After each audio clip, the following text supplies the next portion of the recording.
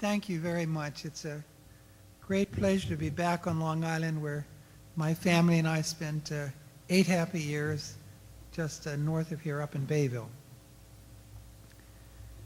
My brother Richard was a Holy Cross priest who was murdered in what's now Bangladesh in religious riots back in 1964. And when Father Richard Newhouse died, I felt it was like losing a second brother named Richard. Father Newhouse was the sort of man whose friends, when they had a perplexity, called him and said, "What do you think about this?" Or "Who do you think I should talk to about that?" And I can't tell you how much I miss the opportunity to do that. There's no one there to call.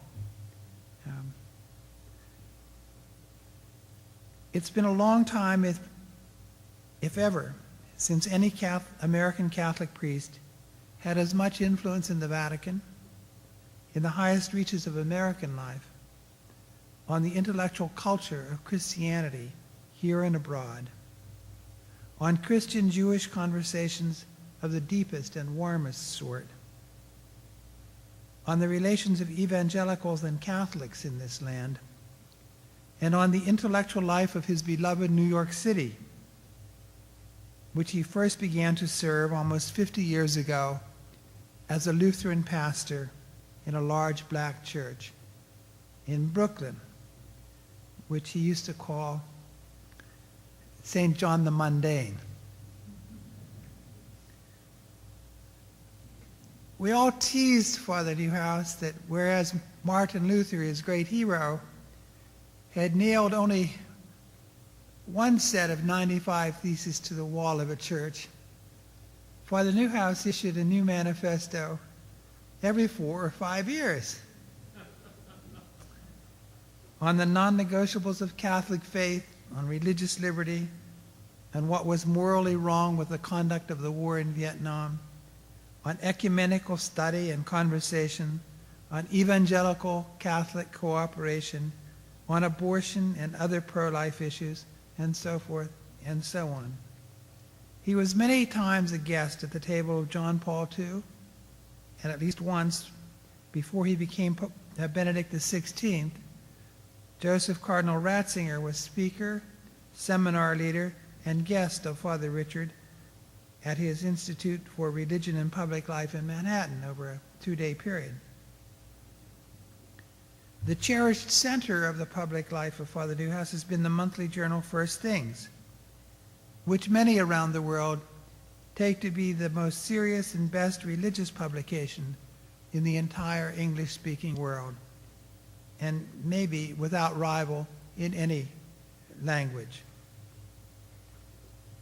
He was a great friend to Martin Luther King, Jr., to William F. Buckley, Jr., to Peter Berger, and many other great public spirits of our time. In fact, few people in the world have shown his talent for friendship. He ran seminars at the Institute over in Manhattan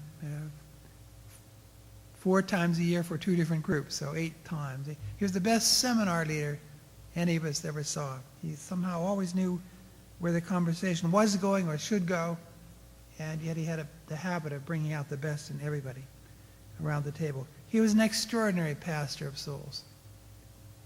People from his parish, he became a Catholic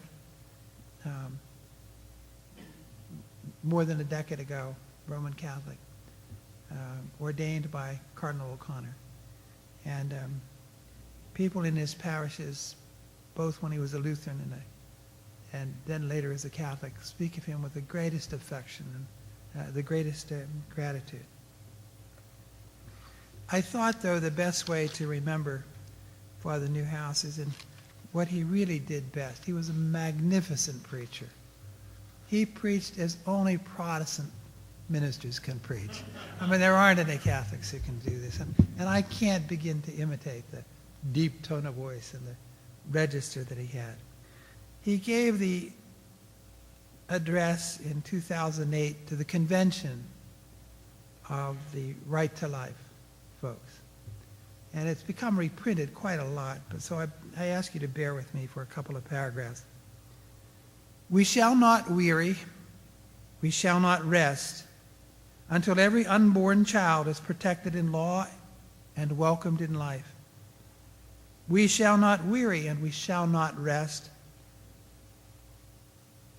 until all the elderly who have run life's course are protected against despair and abandonment, protected by the rule of law and the bonds of love. We shall not weary and we shall not rest until every young woman is given the help she needs to recognize the problem of pregnancy as the gift of life. Against encroaching shadows of the culture of death, against forces commanding immense power and wealth, against the perverse doctrine that a woman's dignity depends upon her right to destroy her child, against what St. Paul calls the principalities and powers of the present time, this convention renews our resolve that we shall not weary, we shall not rest, until the culture of life is reflected in the rule of law and lived in the law of love. And then he talks about the Lord saying, do not be afraid. I have overcome the world. And Father Richard goes on, we do not know when. We do not know how. God knows, and that's enough. We know the justice of our cause. We trust in the faithfulness of his promise. And therefore, we shall not weary, and we shall not rest. We go from this convention trusting in the words of the prophet Isaiah, and here again you have to have his voice to let it ring the way it ought to ring. That they who wait upon the Lord will renew their strength. They will mount up with wings like eagles. They will run and not be weary. They will walk and not be faint. Their journey has been long, he said, leaning forward. There are miles and miles to go. But from this convention, the word is carried to every neighborhood, every house of worship, every congressional office, every state house, every precinct of this our beloved country. From this convention, the word is carried that until every human being created in the image and likeness of God, no matter how small or weak, no matter how old or how burdensome, until every human being created in the image and likeness of God is protected in law and cared for in life, we shall not weary. We shall not rest. And in this, the great human rights struggle of our time and all times, we shall overcome.